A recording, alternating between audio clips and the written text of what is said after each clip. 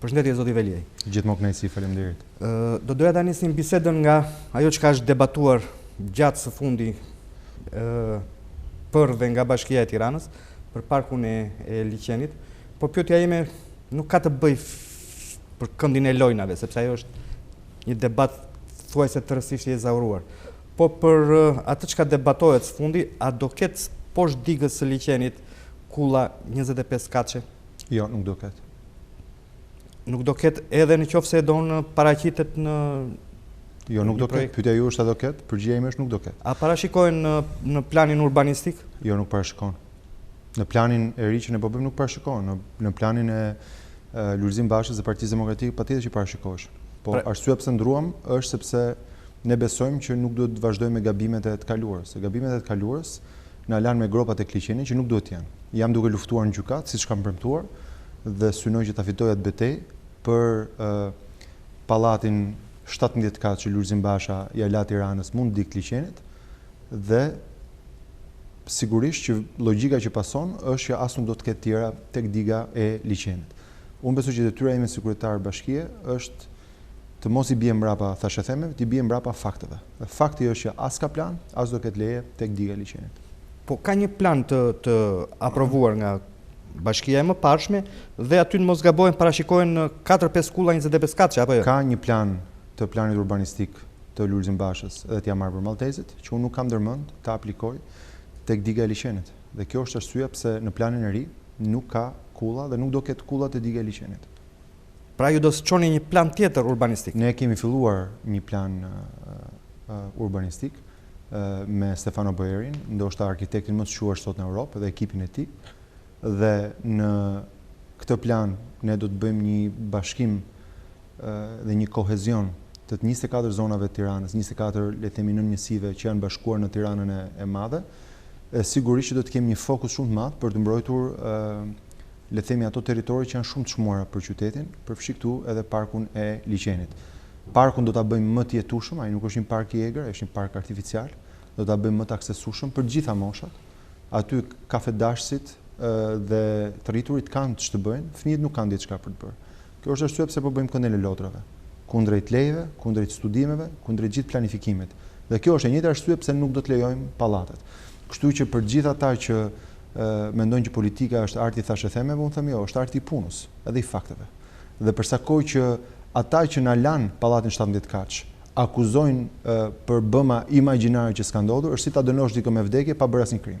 Kështu që unë refuzoj që të pranoj që Bashkia e Tiranës të vihet në një gjykim ose para gjykim, duke mos bërë asgjë gabim, përkundrazi, duke u përpjekur për të zhbërë gabimet që ka bërë dikush tjetër. Çfarë do ndryshoni tjetër në planin urbanistik? Do të kemi disa ndryshime, në bulevardin e ri ne do të kemi një park qendror, që është shumë i nevojshëm, nuk ishte planifikuar një park qendror, planifikohej si një bulevard i mbushur me ndërtim, kemi reduktuar ndërtimin për t'i dhënë një park tjetër qendror, është 6 herë sa parku Rinia, thjesht për metodë krahasuese.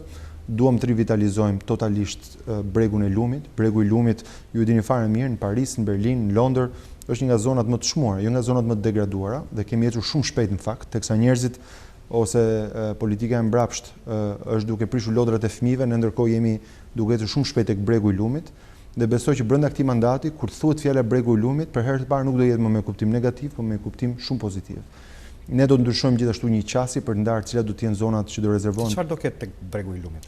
Ne po bëjmë një rehabilitim të plot, do të ketë gjelbrim pedonale në të dyja anët dhe besoj që shumë shpejt do jetë një zonë e lakmuar e Tiranës për zhvillim. Unë besoj që Tirana ka nevojë të çfryj në termin metaforik të fjalës, edhe për densitetin e popullsisë edhe për mbingarkesin që ka Tirana aktuale. Zgjatimi i aksit është i ngjashëm me zgjatimin e shtyllës kurrizore. Ne kemi, ju shikoni planin urbanistik të Italisë që në vitet 20 dhe ne kemi që nga ato vite me të njëjtin bulevard. Do të thotë që Tirana po shkon 100 vjeç, si kryeqytet flas, dhe ne kemi të njëjtin le të themi kërbishtet, të njëjtin asht siç e kishim përpara 100 vjetësh, nuk shkon. Dyfishimi i këtij aksi besoj që i jep Tiranës një frymarrje që ka vite që e pret. Sigurisht me këto modifikime në bregun e Lumit edhe në parkun qendror. Çfarë do të ndryshoni nga plani i zotit Basha, plani urbanistik? Momentalisht plani urbanistik i zotit Basha nuk e ka këtë park qendror Veç zonë parkut bulevardit. e Zauruan. Ajo që ne do duhet që të marrim parasysh është që në fakt Tirana që trashëguam ishte në një këmish force që quhet Via e Verdhë e Tiranës urbane. Sot nuk e kemi më këtë këmish force. Kjo do thotë që sot kemi lirinë të projektojmë gjëra për Tiranën e re shumë herë më ndryshe se sa ajo që trashëguam. Kemi planifikuar 2 terminale autobusësh, një në lindje, një në perëndim, për të menaxhuar trafikun që vjen si nga drejtimi i Durrësit, si nga drejtimi i Elbasanit. Sot ne kemi filluar me disa zgjidhje provizore, të cilat qartazi kanë ulur trafikun të çdo autobusi që vinte në çdo cep rrugë dhe shkarkonte kudo. Do flasim edhe po qëndrojmë tek hyrjet. E vetmja hyrje në Tiranë është kjo që e rrugës së Durrësit. Gjitha don veriu, perëndimi dhe jugu i Shqipërisë hyn nga aty. Pra, gjëja e parë që do të bëjmë është që do nisim brenda gjysmës parë të vitit të gjitha procedurat për terminalin që është terminali perëndimor. Gjithashtu brenda këtij viti dhe terminalin lindor. Brenda këtij mandati do të ketë 2 terminal ku çfarë hyn nga juglindja apo nga pjesë të tjera në autobus përfundon në hyrjet ose në portat hyrëse të qytetit. Ku do janë këto terminale? Ajo gjurma e Kamzës është tashmë e përcaktuar, e kthesës Kamzës, është e vetmja prombashkie, ndërkohë që jemi duke parë për territor në Fark, gjithashtu për të pasur atje hyrjen lindore të Tiranës. Keni shumë drejt që 3 hyrje perëndim, jug edhe veri konvergojnë gjitha në rrugën e Durrësit. Dhe kjo është arsyeja pse ne në zonën e Shishtufinës jemi në kontakt me qeverinë për mënyrën se si do të zhvillohet rruga e Arbrit, sepse rruga e Arbrit do të paraqisë portën veriore të Shqipërisë. Eventualisht me ecjen e asaj rruge mund të kemi një mini terminal ku do jetë hyrja e saj? Do jetë rruga e Diprës në Shishtufinë. Pra rruga e Diprës është vazhdimësia e Shishtufinës. Qëndrojmë tek këto problemet që janë debatuar së fundi për ndërtimet, për shumëkatëshet. Ai që është folur së fundi, ose më saktë që s'është folur nga të dyja palët, që ka një lloj kompromisi, dyja palët si të Majtë dhe Djathtë, si ish qeveria, ashtu dhe qeveria aktuale, si ish bashkia dhe bashkia aktuale, është pallati 13 katë që po ndërtohet para fakultetit filologjik dhe ekonomik. Kush e ka firmosur atë leje? Është firmosur nga paraardhësit e mi në bashki dhe është çuar për konfirmim në KKT. Ai e ka mohuar, ka thënë domun që e keni firmosur ju. Në intervistën e fundit që ka pasur te kolegu Balla, kështu u shprehti. Kjo është e pavërtet spari sepse po flet për një njerëz që jo vetëm ushtrin këtë zyrë për gjumë, por që edhe gënjen në mënyrë sistematike. Siç e shikoni mbi kontrollin e përputhshmërinë e lejeve zhvillimore të propozuara, firmosur nga zoti Eno Bosto. Dhe lista e të gjitha ndërtimeve që Bashkia e Vjetër ka propozuar. Kështu që gjëja që duhet të siguroj është që nëse ata nuk e zgjidhin mes tyre, nëse është firma e kryetarit ose nën kryetarit, ky është problemi i tyre. Po unë nuk jam këtu që të analizoj se si një parti ose një grupim i rrenave dhe i përtacisë nuk zgjidh dot probleme mes tyre. Se për mua sa i firmosi Luli, sa i firmosi Eno, e njëjta gjë është. Kështu që në këtë sens, në fakt kur erdhi hyri në zyrë zoti Rama e pezulloi dhe pastaj don ju dha sërish leja. Lejen ja ka dhënë Këshilli Kombëtar i Territorit, zoti Rama, apo ja keni dhënë ju? Siç u shpjegova, unë s'kam dhënë asnjë leje deri më sot. Kështu që as këtë dhe asnjë leje tjetër. Kjo nuk do të thotë që s'do jepen leje, sepse qyteti gjithmonë do të zgjerohet. Sigurisht. Për një njerëz që vjen, le të themi, nga zona të tjera të Shqipërisë, është student, familje e re, në Tiranë do jetojë dhe diku do banoj.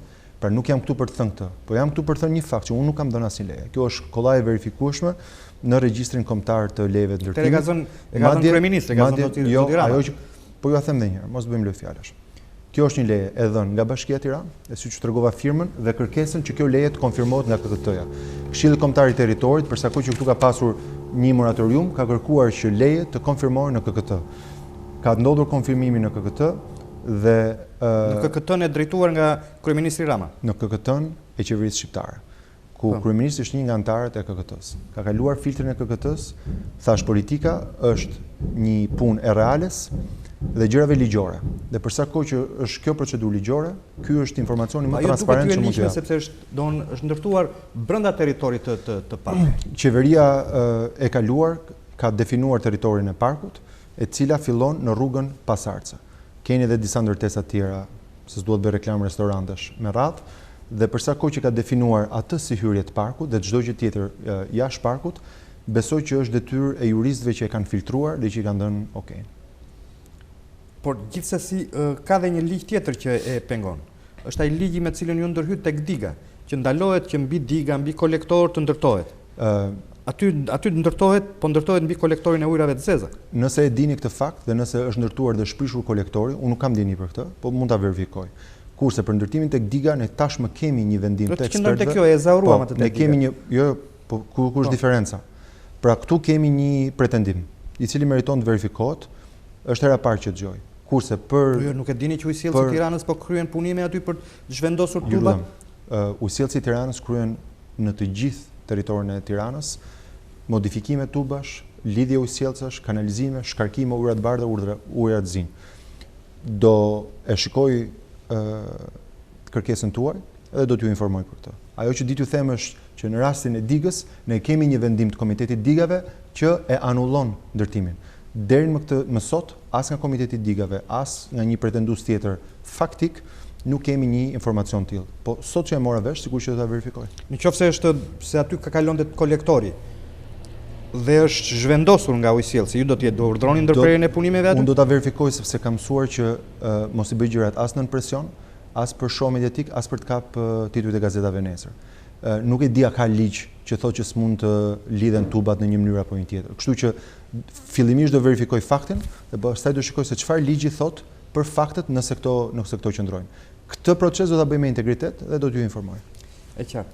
Vazhdojmë me një argument tjetër, është së fundin mos gabojmë, bashkia ka kërkuar që gjithë qytetarët të lirojnë taracat e pallateve nga ato depozitat e ujit. Nuk është eksaktësisht kështu. Si është? Ajo që bashkia ka informuar është që në zonat ku ne kemi filluar furnizimin me ujë 24 orë, vetëm në ato zona mund të fillojë çmontimi.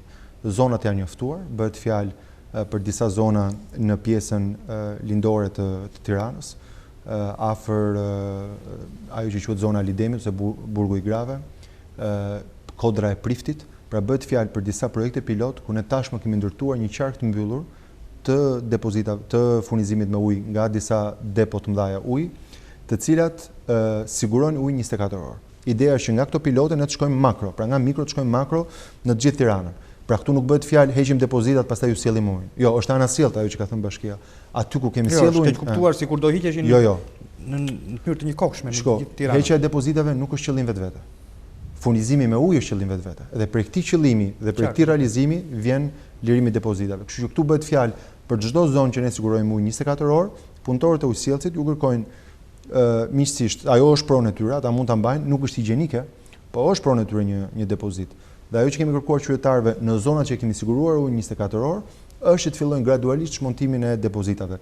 Sigurisht për një publik i cili 25 vite ka pasur ujë me orar, do duhet që të provojnë që kjo është e vërtetë, pra të kalojnë disa javë, muaj, kur të sigurojnë që kjo ka ndodhur, mund të ndodhë çmontimi i depozitave. Prandaj thash që për ne qëllimi është furnizimi 24 orë me ujë të pishëm. Që kur realizohet në gjithë Tiranën? Besoj që për një pjesë të mirë Tiranës do realizohet brenda këtij mandati. Informoj që kemi trashëguar një rrjet totalisht amortizuar, pra pa vendorë që në vitet 70-80. Kjo do të thotë që për shumë ndërtime të reja që e kanë mbi ngarkuar Tiranën, do të thotë që si një sifon, pra që marrin ujë në mënyrë konstante nga rrjeti, për ne ka dy sfida. Spari që ne ndalojmë humbjet në rrjet, një pjesë e madhe ndodh ndërkohë që tubacionet tona nga Bovilla kalojnë përmes Bashkisë Kamës dhe në Tiranë vjen asnjë treta ujit që në fakt gjenerohet. Pra jemi në një proces ndarje kompanish nga Bashkia Kamës, ata duhet të kenë ujësjellësin e tyre në ujësjellësin tonë. Ne mund të shesim ujë me shumicë, pastaj nëse kryetarët tjerë bashkisë si ai Kamës apo tjerë duan ta falin, dhe të bëjnë sevap apo të bëjnë politikë me ujin, kjo është puna e tyre. Po do sigurohem që spari mbyllen humbjet dhe gjithë kjo kulluese makaronash që është shndruar tubacioni që sjell ujin në Tiranë, dhe së dyti që kjo shtesë e ujit për Tiranën të përkthehet në rritje të orareve. Ne kemi gjetur në Tiranë vetëm me 8 orë gjys ujë në ditë, mesatarisht sot në Tiranë kemi kaluar ke 11-12 orë ujë në ditë. Vetëm për këtyre riparime. Po, është shumë larg ambicies time dhe fakti që kemi përmirësuar do thotë që jemi në rrugë të mbar. Është shifër e frikshme kjo 2/3 humbet në rrjet. Po, si? Është shumë e thjeshtë, shumë prej ndërtimeve pa leje që janë bërë në zonën e Kamës Zbatorës dhe Paskuqanit kanë ndërhyrë dhe kanë çarë tubacionin e madh që vjen në Tiranë. Lagjet tëra furnizohen pa paguar ujë. Kështu që ajo që kanë propozuar që ne do të kemi investimin një tubacion 3, që është i papenetrueshëm dhe që nuk mund të bësh ndërhyrje, duke përdorur një teknologji të re, dhe ai investim do na sigurojë që nëse Bashkia e Kamzës dëshiron të blejë ujë nga Tirana, mund ta blejë me shumicë, pastaj me pakicë është politika e tyre si, por nuk mund ta vjedhë më. Edhe nuk mund të lejojë më vjedhje shtetërore. Nëse ne kritikojmë ose ndëshkojmë çdo që vjedh privatisht energji elektrike ose ujë, atëherë një ent publik si një bashki nuk mund t'ia vjedhë një bashki tjetër ujin. Kështu që në këtë sens do duhet ta paguaj ose të mirë menaxhoj ujësjelljen e tyre. Po unë jam i lodhur nga ideja që Tirana, që unë drejtoj, është një lop mjelse për gjithë bashkitë e tjera ose problematika që duhet i zgjidhen vetë, që i vidhet ujë, që i hahet prona, që mblidhen taksa në Tiranë dhe i shpërndahet disa kryetarëve të bashkisë rrotullnesh që nuk din ti menaxhojnë mirë. Kështu që në këtë sens kam vendosur që si administratori i Tiranës, pikë parit kem prioritet interesat e qytetit të Tiranës. Qytetarët e Tiranës, duke paguar faturën e ujit, janë aksionerë të ujësjellësit. Dhe unë jam përfaqësuesi i këtyre aksioneve dhe është në vlerën 84-85% aksionet tona. Dhe nuk mund të lë që aksionerë më të vegjël të vjedhin nga kompania. Është si dikush të kesh një kompani të përbashkët dhe të vjedhësh kompani ku je ortak. Gjëja më normale është që ndërpritet ortakëria. Kështu që kam vendosur ta ndërpres ortakërinë me Bashkinë e Kamzës dhe secili të ketë bilancet e veta, po edhe detyrimet e veta nga menaxhimi i ujësjellsave. Një tjetër problem shqetësues për opinionin publik së fundi ka qenë shpronësimet tek zona e trenit ku kalojnë gjurma e bulevardit të ri. Aty do në shikojmë banorë që protestojnë, do në që thonë që kemi marrë shpronësim vetëm 20 milion lekë të vjetra, dhe me 20 milion lekë të vjetra ne nuk mundet të blejmë një shtëpi tjetër. Dhe ajo që më shqetëson mua nuk është ata që kanë zaptuar, se sa ata që realisht kanë pasur një shtëpi prej 70-80 vjetësh aty të rregull dhe këtë papritur, shkon buldozeri, i prish shtëpinë, okej, do për arsye publike, për një investim madhor, kuptohet, po edhe në diktaturë sistemoheshin njerëzit, ju gjende një streh. I dashur, më lejo të sqaroj. Unë kam një informacion të saktë për secilin prej pretendimeve aty. Ajo që kam zbuluar shumë herë që disa nga pretendimet që dëgjonin në media nuk janë eksaktësisht vërteta. Pronësia nuk është eksaktësisht e vërtetë. Pronësia është e ndarë në disa kurora. Kjo do të thotë që nëse ka një pronar që ka këtë pretendim, ajo që shpeshherë harron të thotë është që gjyshi vet kishte edhe 4 fëmijë tjerë dhe të 4 marrin nga 20 milion. Kështu që në këtë sens unë do ju kërkoja që ne të verifikojmë rast pas rasti. Dhe ajo që kam bërë në rastin që ju përmendi, pasi e verifikova, i zbulova që ajo pagesë ishte vetëm për një nga përfituesit e kurorës, ku sigurisht shumë ndahet. Mënyra se si shteti funksionon është që fillimisht bën një vlerësim të shitjeve në atë zonë. Pra, endi banesave bën një vlerësim se sa është shitur prona në ato zonë. Së dyti, agjencitë imobiliare bën gjithashtu një mesatarizim të shitjes pronës në ato zonë. E treta, doganat bëjnë një vlerësim të vlerës së ndërtimit, pra mallit që hyn për të ndërtuar, pra sa ka qenë çimento, sa ka qenë hekuri, sa ka qenë betoni. Hipoteka bën gjithashtu një vlerësim të shitjeve dhe të vlerëve të pronës. Mesatarizimi i të gjithë këtyre faktorëve, Instati gjithashtu prodhon një indeks. Mesatarizimi i gjithë këtyre faktorëve, që nuk janë në dorë të bashkisë, po të enteve të ndryshme, prodhon një udhëzim dhe VKM, e cila jep vlerën sipas këtyre rasteve. Ju thash, në disa raste, shuma është e vogël si janë disa antarë të kurorës. Nuk mund t'i japim atij që bërtet më shumë. Ai mund të ketë antarë të tjerë që ndoshta nuk bërtasen, nuk dalin në televizor, po me ligj meritojnë një pjesë të kësaj prone. Së dyti, për shumë familje që kanë bërë shtesa dhe nuk i kanë regjistruar, pash gjithashtu një rast tjetër, sigurisht që mua nuk më takon, unë e kuptoj edhe situatën emocionale, dhe nuk më takon që ne t'i bjem mbrapa çdo rasti publikisht, nuk kam këtë interes. Unë kam interes të gjithë problemin, jo të diskreditoj një njeri që do të përfitoj në një mënyrë të shpejtë prej këtij rasti konfliktual. Ajo që më ka rezultuar është që një hipotekë kanë regjistruar vetëm një kat, kanë ndërtuar 3 kate të tjera shtesë dhe i kanë të paregjistruar. Me ligjet e këtij shteti nuk mund të shpronësosh diçka që nuk është në hipotekë. Do të thotë që edhe pse fizikisht ka 3 kate ose 4 kate që i ka shtuar pa leje mbi një kat, ne mund të shpronësojmë vetëm atë që ka në hipotekë. E di që disa e kanë bërë për të mos paguar taksat ose çështje të tjera. Po ky nuk është problemi im. Problemi im është që të zbatoj ligjin dhe besoj dimensioni ynë njerëzor është në dallim nga kryetari i kaluar i bashkisë, ne po bëjmë disa oferta shtesë përtej asaj që na kërkon ligji. Oferta shtesë është për banesa sociale, disa prej tyre kanë pranuar banesa sociale. Po, dhe kemi raste që kanë pranuar banesa sociale. Ka njerëz që thonë unë e dua më këtu. Jo, për sa kohë që po të ndrojmë shtëpi me shtëpi dhe po t'japim në një banesë në një zonë shumë dinjitoze të Tiranës, ju kujtoj që ju keni pasur vendin tuaj të punës 2 herë më larg se sa banesa sociale. Është një zonë që ka autobus, është një zonë që ka të gjitha lehtësirat që ne mund të ofrojmë dhe për ata që kanë kërkuar ndrim shtëpi e kemi ofruar. Shumica kërkon që të rrisi, le të themi, fuqinë e tyre negociatore, janë në drejtën e tyre, por nuk është e drejta ime as e tyre që unë shkel ligjin. Kështu që për sa kohë, ashtu siç pam edhe për këto leje, bërtasin më shumë ata që i dhanë këto leje dhe bërtasin më shumë ata që i kaluan këto VKM. Ajo që unë po bëj ndryshe nga ta është dimensioni njerëzor i kësaj bashkie për të ofruar ose bonus qiraje, pra nëse shumë arsye mjafton, ne për 2 vjet u paguajmë qiran ku duan ata, ose nëse duan shtëpi me shtëpi, atëherë ne kemi banesat sociale në Shkoz dhe besoj që për gjithë ata që jetojnë banesat sociale tashmë dëshmojnë që janë kushte dinjitoze, ndoshta edhe shumë më të mira se sa disa prej privatëve në Tiranë. Qartë. Kur përfundon ndërtimi i unazës së vogël? Ne kemi edhe teksa flasim është duke u asfaltuar, pra shtresa e fundit e investimit në lotet 1, 2 dhe 4, dhe kemi dhe lotin e 3, që është loti më i vështirë, duke qenë se kërkon shembje të disa ndërtesa ajo që quhet ish ndërtesa Insigut dhe disa të tjera aty mbas Hotel Tiranës. Kështu që tani që kanë mbaruar 3 lote, gjithë fokusi do të jetë te ky lot i fundit, që është edhe më i vështirë sepse kërkon punë inxhinierike më të specializuar edhe për prishje dhe për ndërtimin.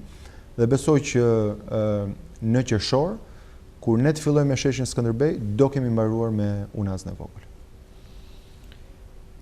Sa shkon vlera totale e këtij investimi? E unazës vogël? E unazës vogël. Nuk jam shumë i sigurt, po diku ke $600-700.000, po nuk vjen nga taksat e Bashkisë Tiranës, është i financuar totalisht nga Fondi i Zhvillimit të Rajoneve i Qeverisë Shqiptare. Dhe besoj që është në detyrën time që të sigurohem që Tirana kërkon fonde për te çfarë i mundson me buxheti me taksat modeste që mblidhen në Tiranë. Kjo është arsyeja pse kemi qenë shumë agresiv që nga qeveria shqiptare ne të marrim, le të themi, pjesën tonë të buxhetit si kontribuesit më të mëdhenj në buxhetin e shtetit që janë qytetarët e Tiranës.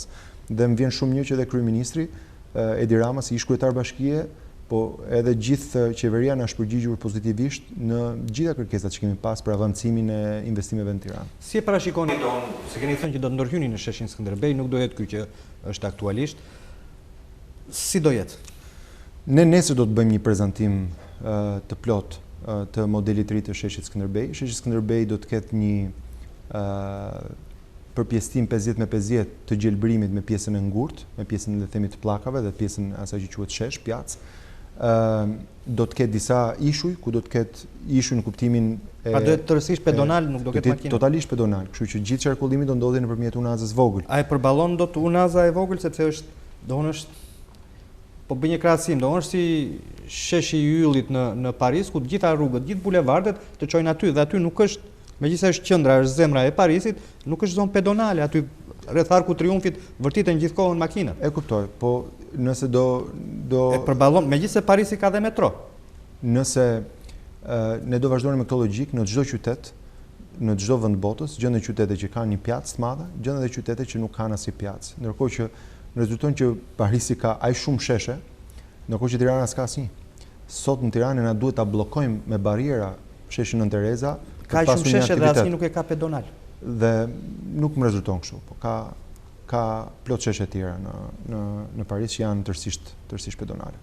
Në lagjen e 19, në lagjen e 19, pjaca Skënderbej është pedonale. I mungon ende statuja, po pjaca në vetvete është pedonale. Dhe trafiku kalon poshtë. Po të bëj krahasim me Tiranën, po thoni si në Fark. Po them në zonat e ajo që jam duke thënë. Po. Është ajo që më tha dhe kryetari i Bashkisë së Parisit kur isha në Paris në konvente për klimën.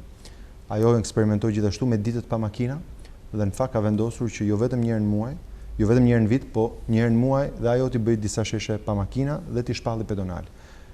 Unë besoj që ka plot shembuj në botë, të cilët dëshmojnë që një qytet bëhet i mirë, ku qyteti nuk funksionon për makinat, por funksionon për njerëzit. Ambicia ime, ne kemi tashmë një qytet që është në funksion të makinave. Nuk më rezulton që është një qytet i mirë. Do provojmë që të bëjmë një qytet në funksion të njerëzve. Në ditët që kemi pasur pa makina, kur fëmijët kanë luajtur me balona, na kujtoi kohët e vjetra në sheshin Skënderbej, unë besoj që patëm një qytet më të mirë, më solidar, me njerëz që takoheshin, me njerëz që piqeshin, sesa një qytet ku secili do ketë kulla të tjera rreth Nuk kemi planifikuar kulla rreth sheshit Skënderbej. Kam parasysh projektin francez që kishte zoti Rama, që parashikonte pedonale dhe do kishte disa kulla. Aty ku çdo me tregtisë aktualisht ose ne jemi ende në diskutime me planin tonë urbanistik, me gjithë ekipin, po flasim këtu vetëm për pjesën e sheshit dhe të pjatës. Pra vendimarrja e punës që fillon qershor ka të bëjë vetëm me pjesën e pjatës. Kur përfundojmë planin urbanistik, do diskutojmë a ka nevojë apo shiten kullat që janë, a ka realisht tregu kërkesa në të tilla për masa që do justifikonin zona të tjera komerciale, po ky është një vendim tjetër. Vendimi për sheshin është që ne të kemi një shesh 50/50 gjelbrim me ambiente publike. Do rikthejmë lulishtën e famshme poshtë kalit Skënderbeut, që ka qenë kujtimi shumë shqiptarëve, shumë fëmijëve në vitet 70-80, do të rikthejmë pedonalizimin total në zonën rreth xhamisë, ku shumë besimtar nuk do duhet më që të ndërpresin rrugën, po do të jenë në një zonë publike. Do të kthejmë dhe disa mini lulishte, disa prej tyre do t'i hapim shumë shpejt midis ministrive për të krijuar disa zona, disa më intime, pra për aktivitete më të vogla, disa totalisht të hapura. Besoj që do të kemi një nga sheshet më të bukura në rajon në fund të këtij procesi. Dhe do ketë nën kalim sheshi Skënderbej siç nisën punimet, mos gabojmë 6 vjet më parë, 7 vjet më parë? Nuk ka pasur punime për nën kalim. Punimet nën toksore kanë të bëjnë me depozitat e ujit, duke qenë se sheshi ka disa burime ujore, krijojnë disa shatërvane natyrale në të gjithë sipërfaqen e sheshit. Është sidomos shumë e këndshme për fëmijët, po sidomos në ditët e nxehta të verës, pasja e disa ambienteve ujore në shesh, që sprucojnë ujë ose kanë lagështirën që prodhon ujë, besoj që e bën eksperiencën më unike. Pra punimet nën toksore që ju referoni ka të bëjë me mega depozita ujore dhe tunele që janë kryesisht tunele mirëmbajtje, pra tunele sa një boj njeriu për mirëmbajtje, po jo për nënkalim. Ne synojmë që njerëzit kalojnë mbi ato do të përdoren nga mirëmbajtja e bashkisë.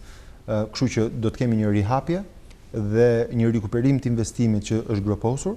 Besojmë që në pjesën më të madhe 70-80% të investimit nuk është cënuar nga rimbulimi dhe pastaj do të bëhet riveshja e sheshit me të gjithë propozimet që kemi bërë, si me bimësi, ashtu dhe me pllaka, që do të përfaqësojnë mbi 8 rajone të Shqipërisë, kryesisht pllakë nga Tropoja, po dhe nga zonat të tjera të Shqipërisë. Njëjtën gjë do të bëjmë dhe me pemët endemike. Thash, do të ketë mbi 5000 pemë që do të popullojnë sheshin Skënderbej, gjithë pjesën mbas Muzeut Kombëtar, mbas Operës, do të jetë realisht një hapësirë ku për herë të parë, mbas këtyre viteve tranzicioni, qytetin ja kthejmë njerëzve dhe jo makinave. Një qytet për makinat nuk është ajo që rekomandohet nga gjithë urbanistët sot. Tek Zogu i Zi do ketë ndërhyrje? Jemi duke e menduar nëse duhet të jetë tek Zogu i Zi ose duhet të jetë te Dogana, po do marrin një përgjigje besoj në qershor me finalizimin e planit urbanistik. Ne kemi një sistem kamerash në qytet i cili po bën matje të fluksit makinave. Na rezulton që shkatrimi i Zogut të Zi ishte një gabim i rënd, i kushtoi shumë qytetarëve, janë para që u dogjën dhe u bën pluhur me atë val histerie shkatruese. Është besoj edhe një kujtesë për qytetarët për teksa shikojnë valët e reja të vandalizimit për të kuptuar se cila parti ndërton qytet dhe shtet dhe cili grupim shkatron qytet dhe shtet sa herë që e merr në dorë. Po përveç kësaj metafore, thjesht më vjen keq që po ta kishim atë investim, sigurisht që do ishte shumë i dobishëm për qytetin, që fatkeqësisht e hodhëm në erë. Për t'ja u bërë jo dhe aq të vështirë jetën banorëve të Tiranës, a ndoshta do ishte më mirë që këto ndërhyrje të bëheshin pasi të përfundonte Unaza e Madhe? Unaza e Madhe është një investim disa milionësh dollar dhe është naivitet të mendosh që do të përfundoj shumë shpejt. Kështu që kur përfundon? Ky segment, që besoj është segmenti më jetik, do të përfundoj brenda vitit. Që është segmenti te kombinati ushqimor që lidh me doganën. Besoj që çliron shumë energji, sidomos për ata që përdorin segmentin Durrës Elbasan, do thotë që nuk kanë më nevojë të vinë në mes Tiranës, por do të kenë një, le të themi, tangenciale që i nxjerr jashtë qytetit, pa u nakatosur, le të themi, me trafikun qytetas, trafikun urban, dhe besoj që Nëse ne do ruanim këtë rend gjërash, nuk do na dilnin disa mandate. Unë kam ndërmend që në një mandat të përfundoj shumë nga gjërat e mbetura pezull Tiranës, e në mandatin e ri të fillojmë gjëra totalisht të reja. Cilat janë këto që do të përfundonin në këtë mandat? Gjërat që janë pezull të përfundoj është unaza madh, thash në segmentin e kombinatit ushqimor. Gjë tjetër që do të përfundoj është totalisht zona e pazarit të ri, dhe besoj do rrisi shumë vlerën pronës në atë vend. Se çfarë do ndryshojë do këtë pazarin e ri? Ne do të kemi një markat rreth fruta perimeve, tashmë kanë filluar kolonat dhe tashmë ka filluar le të themi të duket pjesa e pazarit, do të jetë gjithashtu një zonë totalisht pedonale. Këtë muaj ne do të fillojmë punimet në markatën e mishit dhe të peshkut dhe për herë të parë do të kemi një ambient dinjitos që i ka hijet Tiranës, ku mund të shërbehet me higjen, por që nuk mbaron puna mbas orës 3-4 kur janë blerjet e mëdha, por që vazhdon gjatë mbrëmjes me aktivitete kulturore, me restorante, me ushqim tradicional, ashtu si një pjacet tipike mesdhetare si ato që shohim në Itali, në Greqi, në Turqi dhe në vende të tjera. Pra ideja është që të jetohet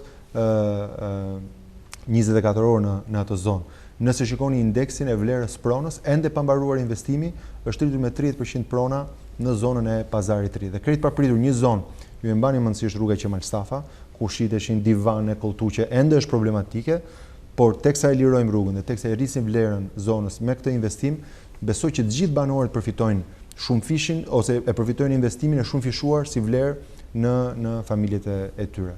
Një gjë tjetër që kam ambicje të përfundoj brenda këtij mandati është terminali i transportit multimodal, si ai në lindje, si ai në perëndim, pra të dyja këto. Çfarë do parashikoj terminali? Vetëm autobusët që stacionohen aty? Jo, terminali do të ketë sigurisht të gjitha, do të ketë dy lloj shërbimesh, ose disa lloje shërbimesh, shërbime transportit ndërkombëtar, janë kryesisht linja që udhtojnë natën. Kjo do thotë që do të ketë një zonë pritje, do thotë që do të ketë zyra të kompanive, shpëton Tiranën nga shumë prej këtyre zyrave që gjenden gjatë bulevardit Zogu i Parë, gjatë rrugës Kavajës, ku një autobus ose dy rinë të parkuar, të tjerët vënë për biletat, është një ambient totalisht jo normal. Do të jetë shumë i ngjashëm me aeroportin e Rinasit, pra do të ketë countera, do të ketë banaqet e check-init dhe blerjes biletës, një sallë pritje dinjitoze, një informim elektronik, pastaj do të ketë autobusat linjës së Tiranës, pra dikush që ndërpret transportin nga rrethet ose ndërkombëtarisht në terminal, pastaj udhton ose me autobus ose me taksi ose me një stacion biçikletash që pastaj e rikthen prap kur do të kthehet. Dhe besoj që është kjo mënyra më dinjitoze për t'i dhënë qytetit pak më shumë lirshmëri, dhe sigurisht që targeton ata njerëz që përdorin makinën ose mjetet e transportit publik për punë. Për njëri që vjen vërdall me makinë, kjo është arsye pse kemi vendosur çmimet të parkimit në qendër Tiranës, që dikush duhet të kuptojë që nëse do vi të shesin mend me makinën vet nëpër blok, për çdo vend që do parkojë do duhet të paguajë. Kjo do thotë që ja kthejmë më shumë Tiranën dhe e bëjmë më utilitare për njerëzit që duan të punojnë dhe të jenë efikas në ditën e tyre në qytet, sesa atyre që duan të rinë tërë ditën nëpër kafe, që sigurisht kjo do të kushtojë më shumë. Dhe po të shikoni aty ku kemi vënë parkingjet, sheshet e parkingjeve, aty ka dhe më pak trafik, sepse njerëzit e dinë që duhet mbarojnë punë shpejt dhe të ikin, dhe krejt papritur nyje po çlirohen vetëm fal këtij instrumenti që quhet çmim. Çfarë do ketë ndryshim në transportin publik? Do vazhdojnë të njëjtat autobus, treqereku i tyre të prodhim kinez, që punojnë pa kondicioner, që le të mos fyejmë kombe të tjera, sepse kryetari i bashkisë, flasim për teknologji do. Kryetari i bashkisë Londrës sapo blen të gjithë flotën e autobusave 2-kaç të Londrës nga kompania kineze BYD, e cila po prodhon autobuset e parë elektrik të pavarur, pra i karikon natën dhe gjatë gjithë ditës udhtojnë nëpër Londër. Nuk bëhet fjalë për këto lloj autobusësh. Që t'jemi kujdes me termat, sepse na Kinën e kemi partnerin e 2 tregtar të Shqipërisë edhe me gjithë respektin besoj që fajs na e ka Kina. Me gjithë respektin për kompaninë BID, ju nuk i pranoni këto autobusët? Nuk i pranoj. Ke shumë drejt. Ajo që ne do të bëjmë, ndahet në disa hapa. Spari ne do të nisim shumë shpejt procedurat për biletimin elektronik. Kjo do thotë që çdo qytetar do të ketë një kartelë elektronike, qoftë një përdorimshme ose shumë përdorimshme, dhe nuk do të ketë më bileta abone apo njerëz që kërkojnë abone. Mjafton me një bip në një aparaturë që do të vendoset në çdo autobus për të pasur le të themi kontrollin e biletës. Pra shmang kontaktin njerëzor dhe gjithë konceptin e faturinës. E dyta, ne do të shtojmë linjat. Nga 10 linja që ka Tirana do të shkojmë në 20 linja. Jemi tani duke hartuar masterplanin, besoj për punë ditësh do firmos masterplanin dhe do ta aprovoj. Kam propozuar disa aranxhime të ndryshme, pra që linjat të prekin dhe të kryqëzohen sa më shumë dhe të prekin sa më shumë zonat të qytetit sipas edhe fluksit edhe kërkesave që kemi nga për cilat do flasim në pjesën e dytë të emisionit. Dakor.